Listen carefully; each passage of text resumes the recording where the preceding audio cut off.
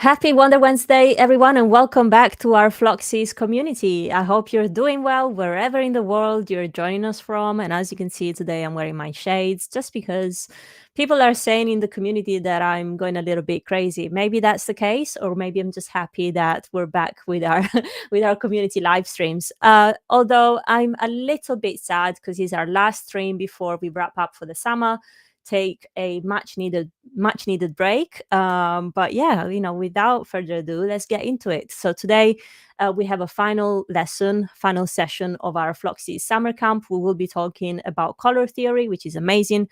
Who doesn't need a little bit of color in their lives? And so I hope you're just as excited as I am. And let's get into the space, shall we? Alrighty, as you can see, I'm into the Gather Town, which by now you should know it's our virtual office. And so what you can see here is where we usually co-work on a Monday. The girls have been a little bit untidy. I can see there's a little go-kart here, so I'm just gonna ride that and make an entrance, shall we? Pew. I'm having too much fun on this stream today. I'm so sorry, girls. I'm just like, okay, let me park it here.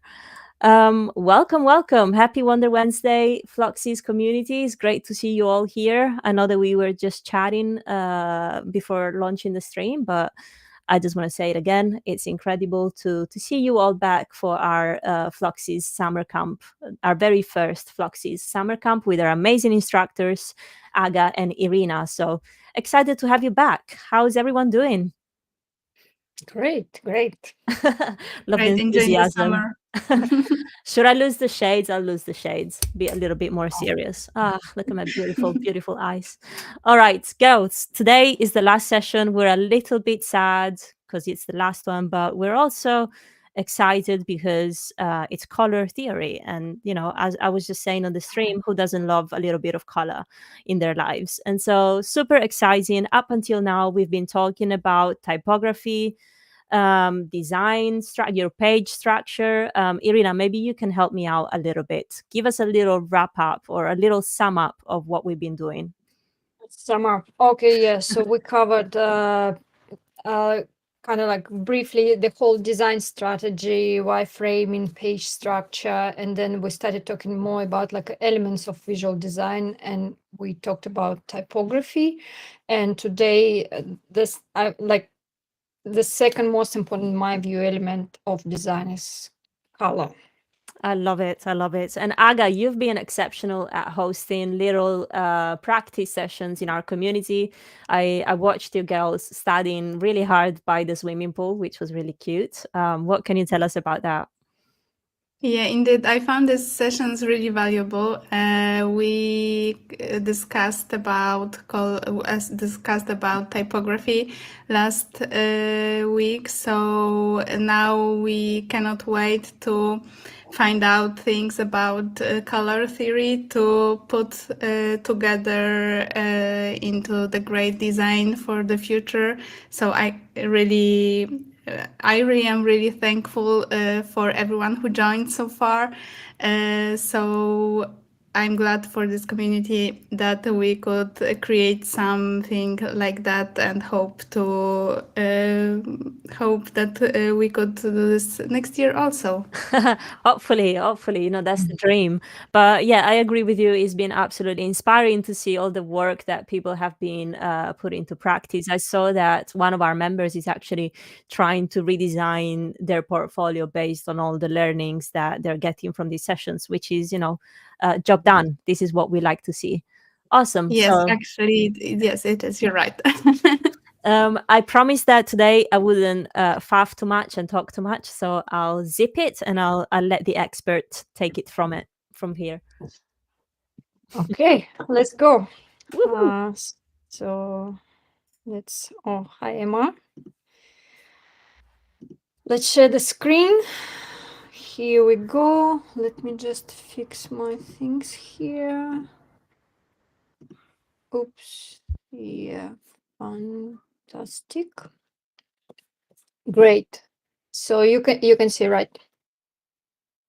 Okay.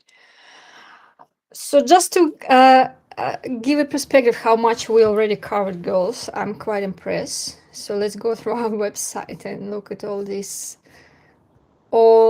information that we learned, or kind of like we reminded ourselves about it. That's quite a lot of stuff. And today we will talk about color. So color is a bit of a tricky subject because it is subjective. Like what it means for one person, it might mean something different for another. It depends on culture as well, and also depends on how we perceive color. As just like different people, we can see it differently. So yeah, it might be a bit tricky here, but still there are certain rules that we can use to help us to achieve our results. And it's important to learn about color because color is a really, really powerful tool. When users open a website, first thing that they notice is usually color. It's not like before they read anything, what they see, their first impression is color. So we want to be very careful, and it's really important what that perception will be, and how we convey our message straight away just using the color. So a bit of terminology again. When we talk about color, we usually talk about hue. That refers to kind of like the color itself, the pure color base. And hue is it's what we usually see on a color wheel. And in color models that we'll talk about later, it presented in degrees starting from 0 to 360. So 360 actually will be same as 0, right? So that's a hue. So if we use this degree, we'll get these colors. But apart from, and also you can see it as a bar, or often like in a Figma color picker, you can see this hue is a bar. So that's a hue. But apart from hue, color has saturation, which is kind of like how much of this color pigment in this color. It gives it richness and intensity. And it's again in those color models that we'll talk about later, it's usually measured from 0 to 100, and 0 is gray, so there is no color pigment in it at all, and 100 is very vivid and very rich. And third quality of color is brightness. So basically it's how light it or how dark it is. If you add more blacks to color, it will become darker. If you add more whites, it will become brighter. And it also measured from 0 to 100. And 0 is the darkest. 0 is basically black, and 100 is the brightest. So how are these colors presented at all? Like, yeah, there are millions of colors, right? So, but how do we make sense of all of that? So that's where color models come into play. So a color model is a system to represent colors.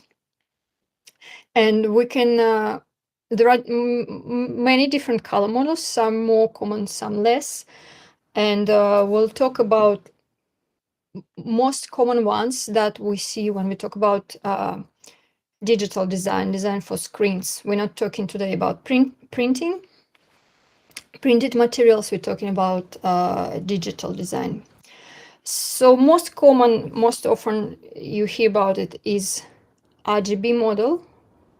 And in this model, each color is represented as a mix of 3 colors, red, green, and blue.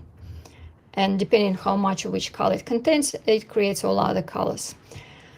It's very, very commonly used, but in fact, this is not, when we, as designers, for us, it's not very useful because it really doesn't give us any information about what color it is, in fact. So hex code, which we all know, HEX codes, they present it like that. And that's basically just same RGB model, but kind of like in a different way.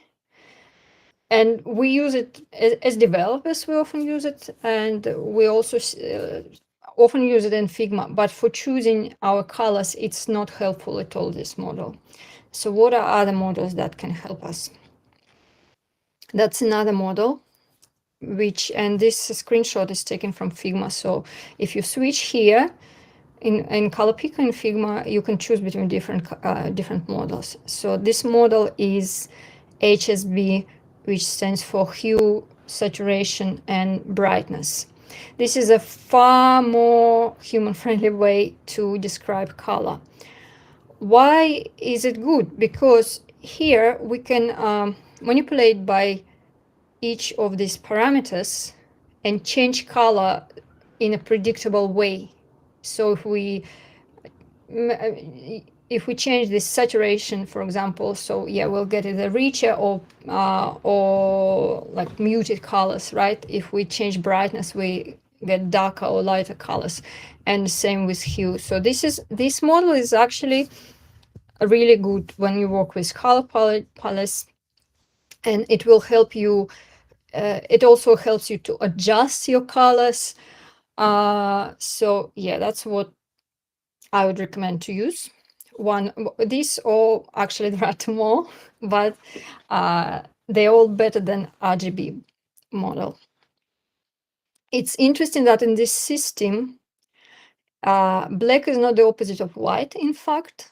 So to get black, you need to reduce brightness to this brightness, you need to reduce it to 0. So all this area is black, but white is only in this corner. So white is only brightness, 100% brightness and 0 saturation. And All so this, are we right to say that black and white are not colors? I wouldn't say so. I just love throwing curveballs. Thank you, Claudia. Sorry. No, I wouldn't say that black and white are not colors. They are colors, but with specific brightness and saturation. So yeah, in this model, basically, to go to black, you go down, but to go to white, you kind of need to aim to this corner. And why one reason why it's important, so it's kind of like a little tip.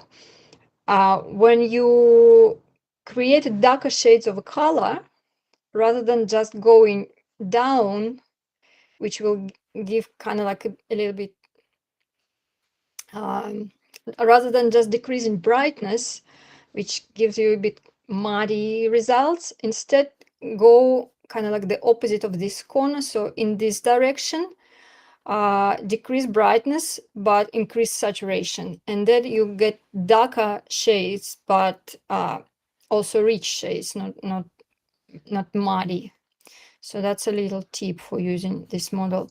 And then there is another model, which is also, you can find it in Figma, HSL model, hue, saturations, and lightness. It's really very similar, but colors, in fact, distribute differently, slightly differently. Here, the white is actually the opposite of black. So all values with 100% lightness, they will be white, and 0% lightness will be black. So here it actually goes from bottom to top. Sometimes it's a bit more intuitive. I think so for me. So I like this model, but I think it depends. And in this model, basically, we're trying to stay in this area with brighter, more kind of lively colors. If you go too much in these areas, you get a bit of a muddy results too. But again, of course, it depends on what's your goal. And all these models, they specify colors within a standard RGB color space. And this is something actually, maybe I learned about it not that long ago. I don't know, maybe a couple of years, about such a thing as a color space. And the thing is that, so color space is basically a collection of colors that you can pick from. So all these three models, they pick from the same collection. But this collection, even though it has like millions of colors, it still doesn't come close to what we actually can see. And before, like 10, 15, I don't know, 20 years ago, the technology wasn't advanced enough to show all these colors that we can perceive. So browsers wouldn't recognize them, and your device screens wouldn't recognize like more colors.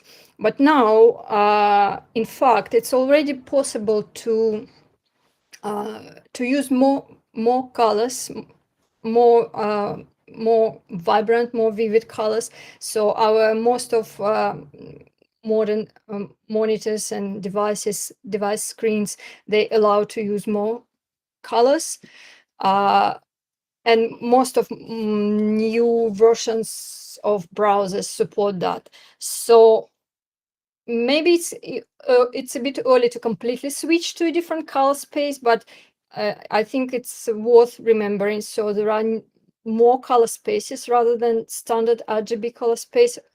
For example, there is display P3 color space, which gives you, I think, 1/3 more colors than RGB, standard RGB. And even when you work in Figma, you can now change your setting to change your wider color gamut and change to display P3. So that's something I recommend, kind of like, keep an eye on it and see where it goes.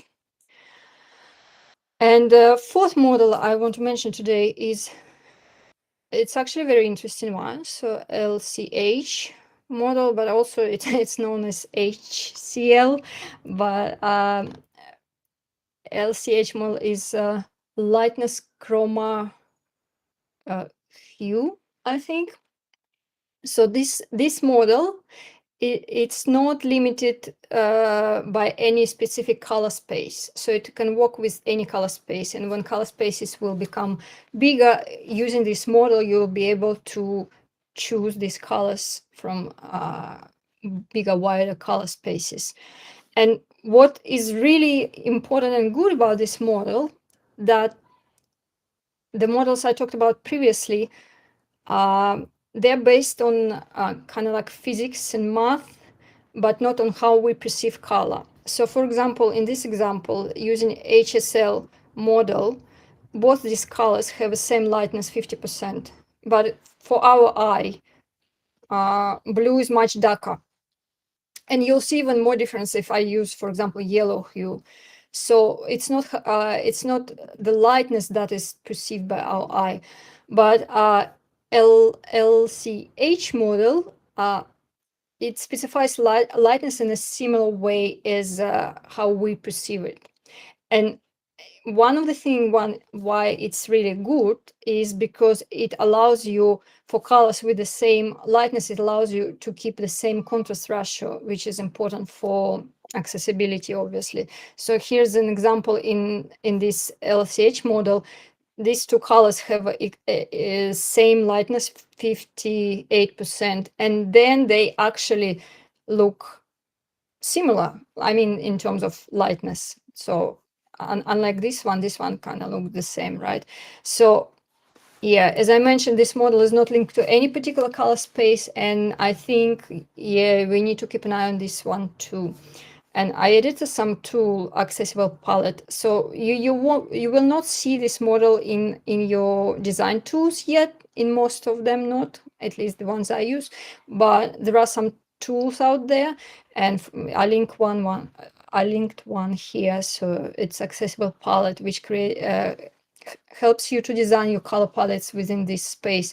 and helps you to keep consistent contrast ratio, which is really important for accessibility. Okay, so next part, how do we choose our colors? There are, again, these are, I gave it a title, tips on choosing colors, not like rules, because yeah, there is really no strict rules, but in general, first thing, of course, you need to define your brand identity, but usually at this point it's already done, but I thought I'll mention it because this is important. So you want to understand what kind of message you're trying to convey. We picked the pretty ones, right? Pretty, yeah. Pretty fonts and pretty colors. Exactly. Make it look pretty and make it pop. Make it pop. Yeah. Okay. So second advice, it's like my personal advice is, again, it's not a rule, but I always inspired by color palettes in real designs, like I work with websites, so it's mostly websites. Why? Because colors work differently in different spaces, like colors for interior design, colors for web design. The same palette will not give you the same, it might work differently, and it might not work at all. So what I would recommend, if you are a web designer, look at examples of colors in web design, and take your inspiration from there, not just from random color palettes, which again, they just look pretty, but they might totally not work with your website. And I actually experienced that myself when I was just starting out. I loved all these nice tools which create lovely color palettes, and then I look at them and they're so pretty, and then I'm trying to use them for website and they just do not work. So yeah, get your inspiration from real designs. I'm not saying that you don't look at anything else on your website, but kind of like keep in mind that when you look at a website, you actually see how it works within a website, design context. Same as the fonts, usually one or two main colors are enough. Main, I mean, in like different hues, not neutrals. And also same as fonts, when you choose your colors, don't forget about all the elements like backgrounds, maybe different art background, buttons, labels, everywhere where you need to use color. So create from your from one or two colors you picked, you can create a whole palette of different shades and tones that could cover all your interface elements. Okay, that was like a few general advices, and now let's talk about color wheels a little bit.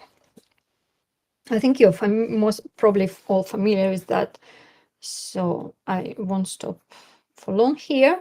But one thing, so that hue wheel I showed you, it's RGB color wheel based on red, primary color red, green, and blue. But like traditionally traditionally artists have been using different color wheel, which is RYB, red, yellow, blue.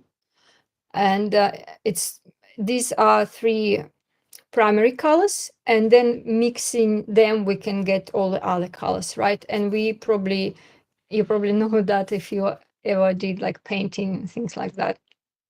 So this color wheel, in my opinion, gives much better results when we're trying to create color schemes based on a color wheel.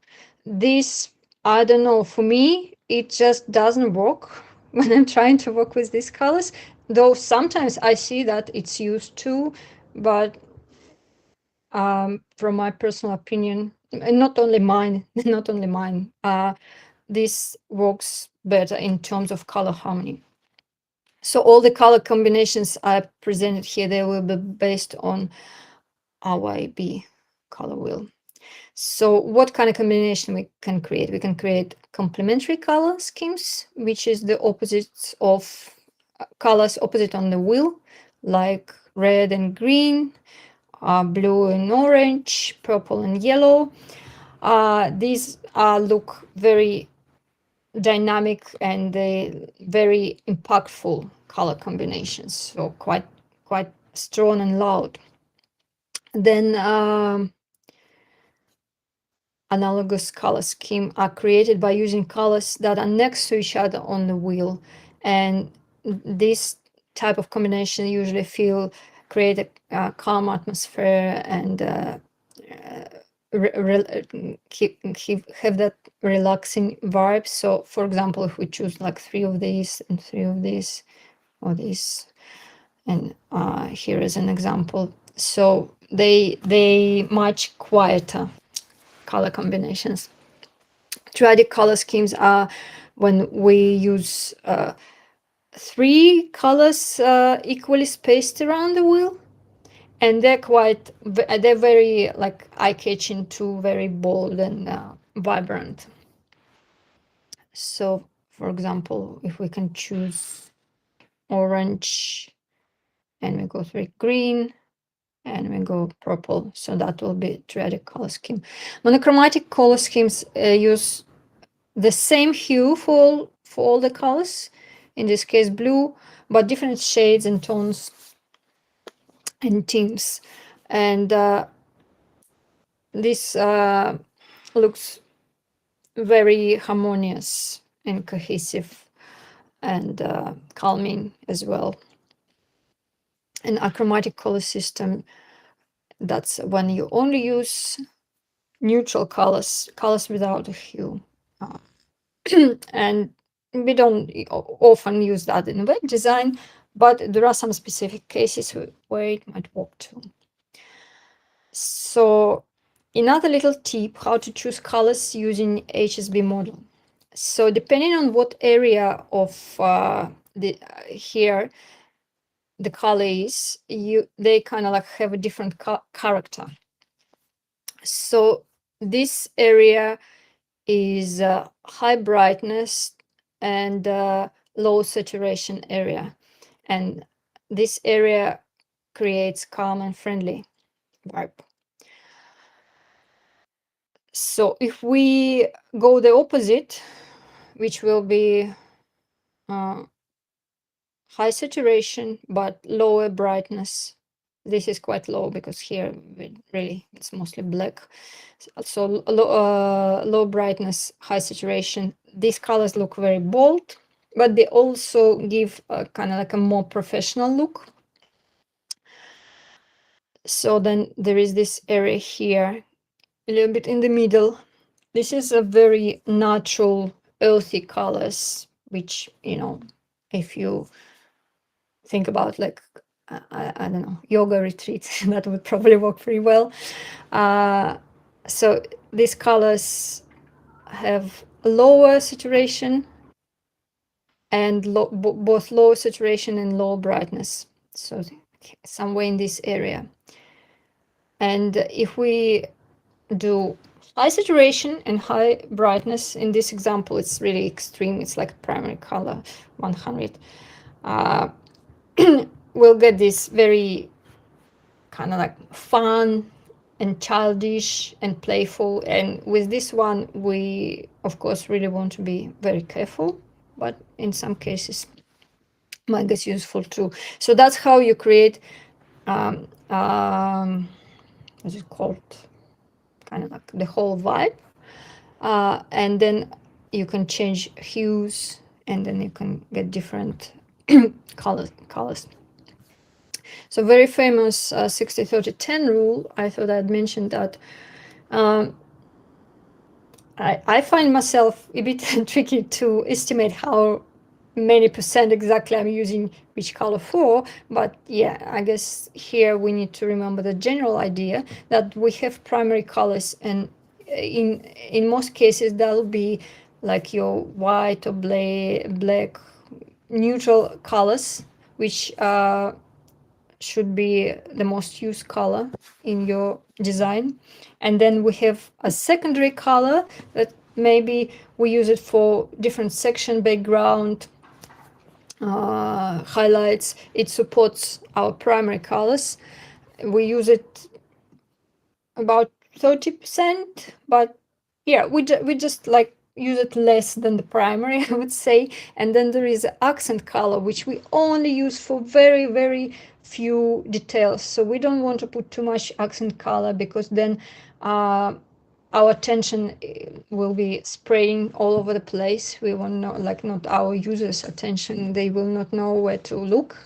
So accent color, we obviously CTAs and things like that. So it's very bright, very eye-catching, and it should be only a little bit of that. Again, not a strict rule. There are different situations, but in general, it goes like that. And a few more resources here. This is I highly recommend to check this out. It's different color schemes, but when you choose, you can actually see how it looks on a web page. They have like an example of a web page, so that's really, really helpful. And then there are like other color wheels, and this is a lovely resource shared by Emma. I actually used it, very nice. It talks about color minutes, which again, there is no strict rules here, and also it depends on culture and a lot of other things and every particular person, but you can get the direct kind of like main idea, right? What each color would mean, at least for most of people.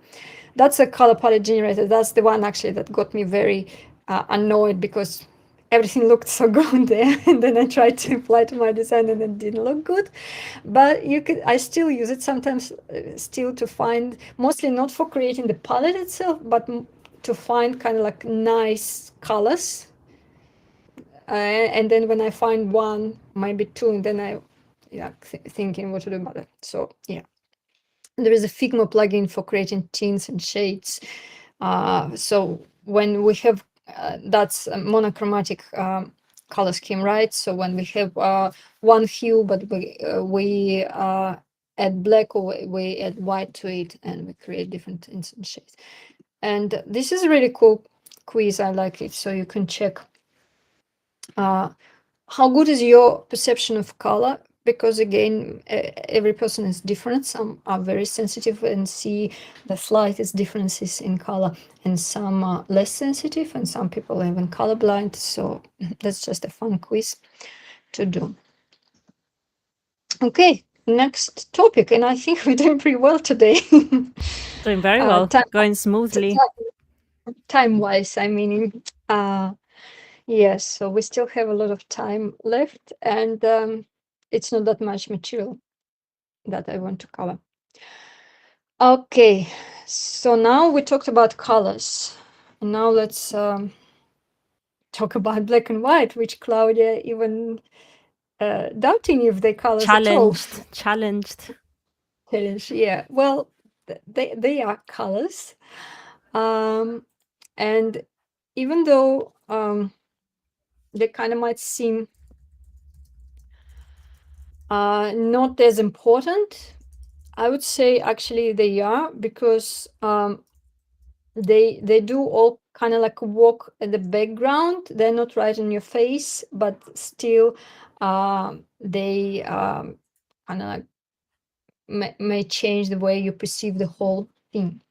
So they don't have that visual noise of those actual colors. So what are the rules working with neutrals? The first recommendation is soften your black and white. So don't use a pure black and pure white. Again, unless it's a very specific project where it's like you aiming at this particular effect, but for general, like in general case, don't use pure black and pure white. Why? Because most importantly, because they're not really colors that we see in nature. So when we see them on the screen, they kind of like doesn't feel right a little bit. In nature, you will not find pure white, absolutely white, and absolutely black. There is always some kind of brightness or saturation in it. So they also might not be comfortable for eyes, especially, for example, pure white screen at night. Not all websites have dark mode, white mode. So if you're looking at pure white at night, it can be like really hurt your eyes. Yeah, they don't look natural. And also the thing with black, if you have pure black, it really kind of like stands out and grabs all the attention, and it's not always what you want to do. So it really it will kind of like pops. Yeah. So you don't actually, in most cases, you don't want that. So try increasing brightness of black and slightly decreasing brightness of white. And for black is a darker color, so you have a bigger range. So it could be something around 10-20%. And now I'm talking about that HSB model, right? So you would increase brightness for black within this range, about that. Start with that, then see. And for whites, it's more noticeable. I usually like use something around 98%.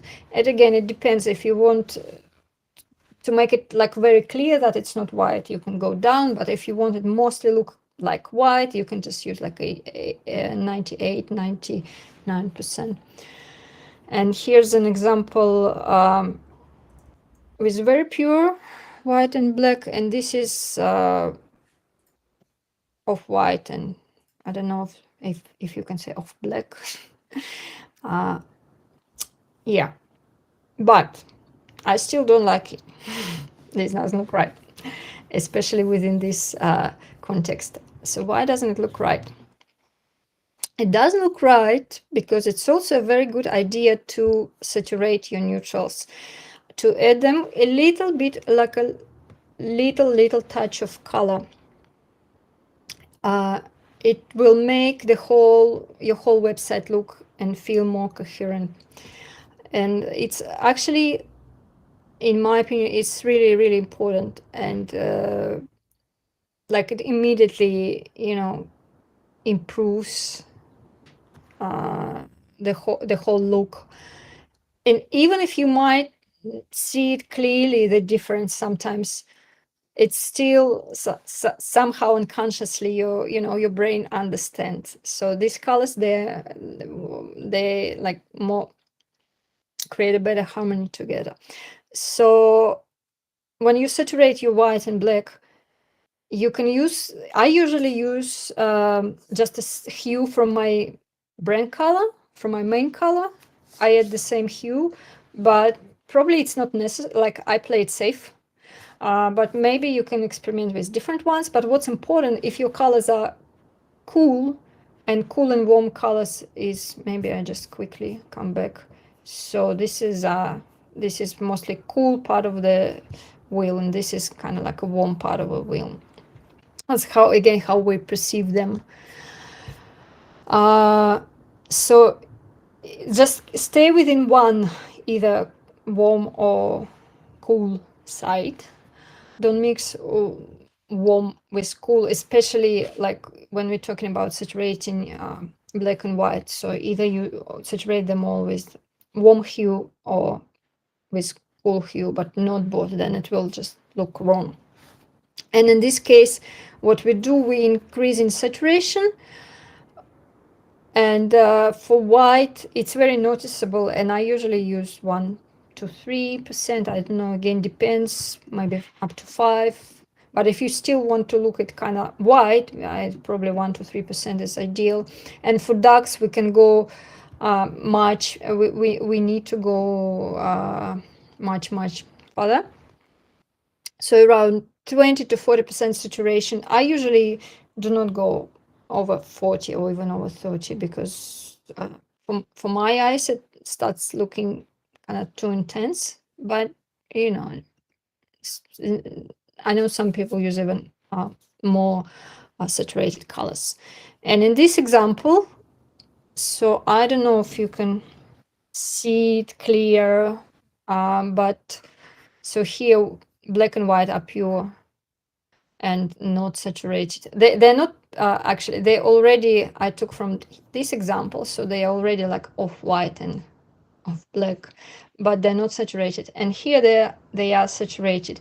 And like as a whole, so if you look at it, so they don't look together, this little rectangle and this thing, they don't really, like, they look like two different things.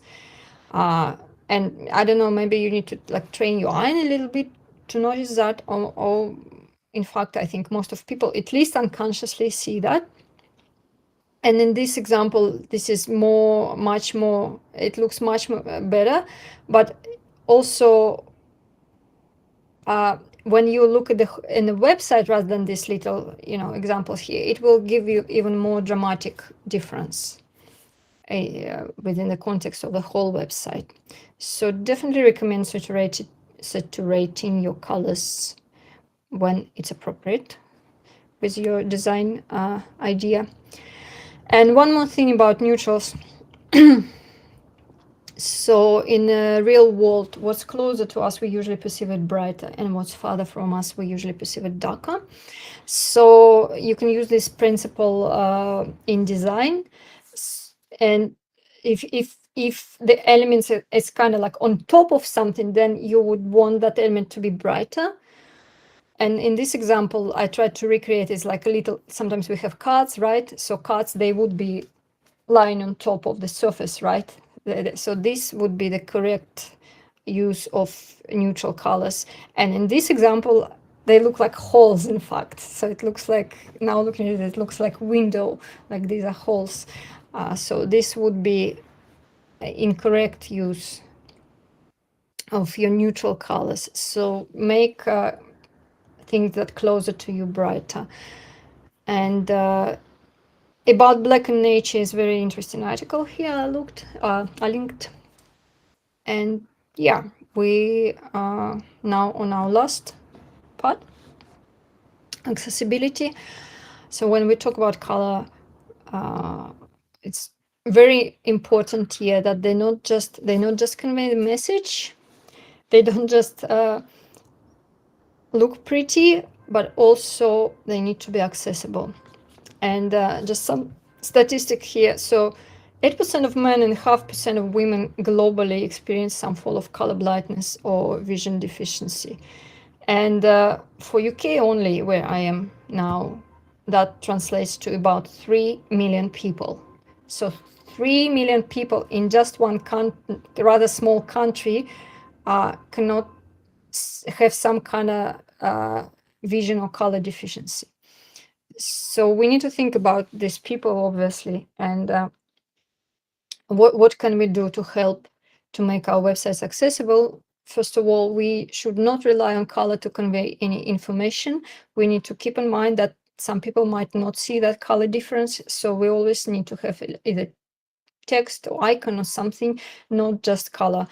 And then the second thing, of course, we need to check our contrast ratios. This is very important because it's not always obvious for you, like for people who have normal vision, it might look perfectly good, but then for these 3 million people, it might not. And there are guidelines we all know, probably, I hope we all know, web content accessibility guidelines for contrast ratios, and here they are for small text and for large text. For large text, a bit more kind of like room allowed. And yeah, so I hadn't had any quotes today yet, so that there is one at the very end. Accessibility isn't just about compliance, it's about giving respect and dignity and ensuring no one is left behind. I think that's really important. So yeah. And I linked again tools that I linked previously in a contrast checker. And that's the end of our session. Well, not the session, the whole session yet, the end of my presentation. And now I think maybe Aga can Sure. show forward to Aga. Absolutely. Yeah, I would like We to. can throw the challenge. Go on, Aga. I would like to invite you to take part into our last challenge is adventure wrap up. So we are going to create the UI kit actually because we gathered a lot of information about the typography, color, and wireframes. So now it's a good time to put it together into great UI kit that would be also very helpful for future projects to create some kind of the kit with all necessary information about typography styles, color palette, buttons, form fields, navigation, or cards and containers.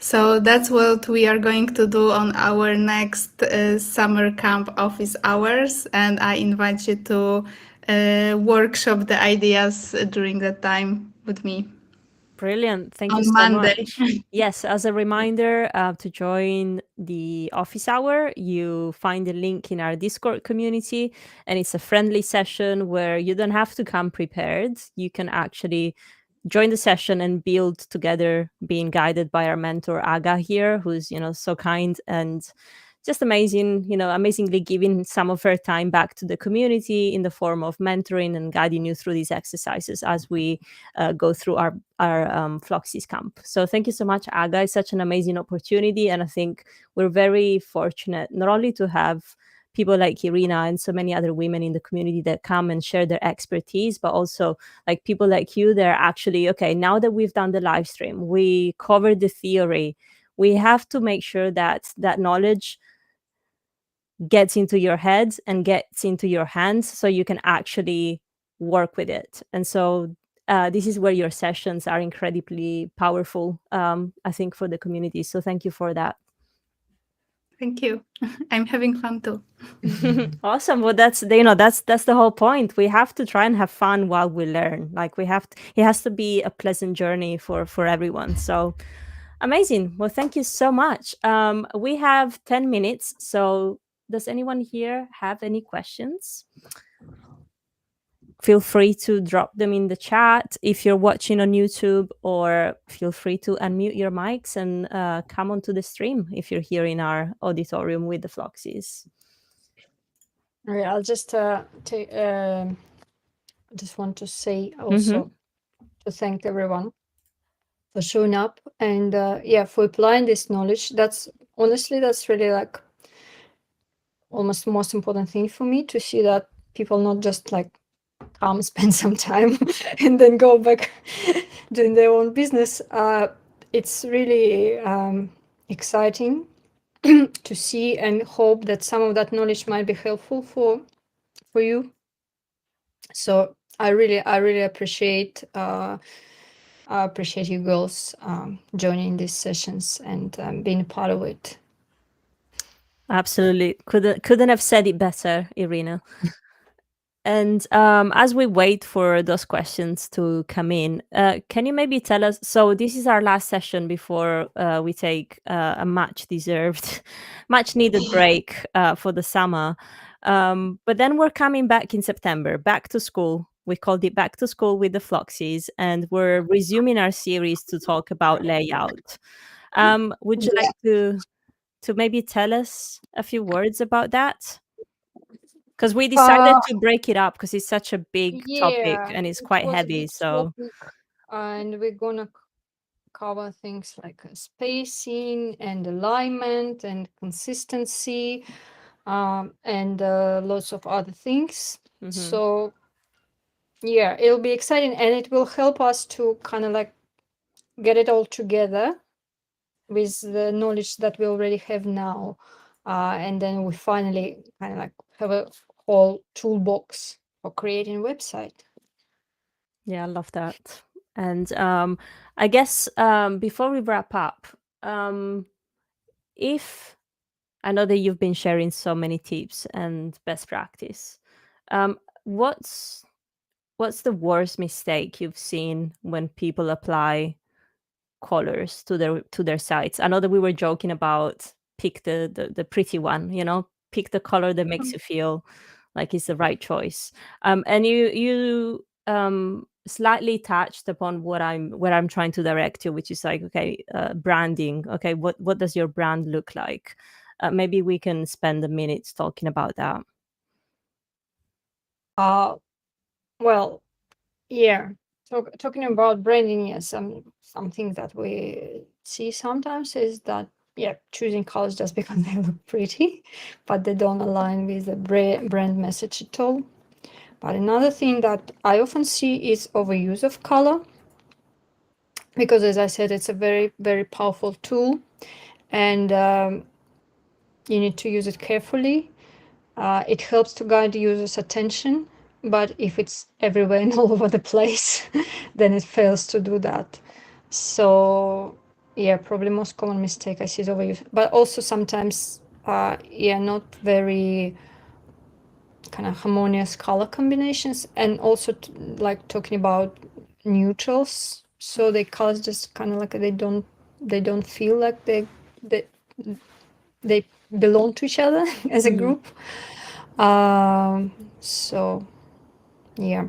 Yeah, something else that I posted in the chat as well. Like I look at nature many many times. Like I love birds and I love fish because like I think they've got the brightest, most amazing color palettes that we available to us, right? If you look at Yeah. parrots, if you look at any sort of colorful bird, you'll quickly realize how some colors work really nicely together.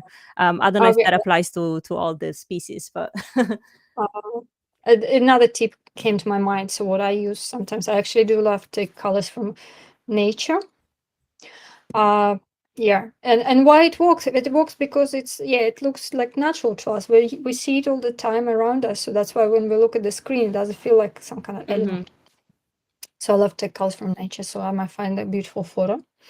And then if you apply a little of blur to you kind of like upload it to Figma, apply a little of blur, and it gives you more uniform colors, and then you can start trying picking these colors, and you can find some really nice color combination. And another thing, so nature already thought for you about, like, can you combine these colors or not? If you look at the whole photo and it looks nice, so you don't even need to think about color wheel or anything. You see it looks good, and it's like it's coming from nature, so just like take it and use it.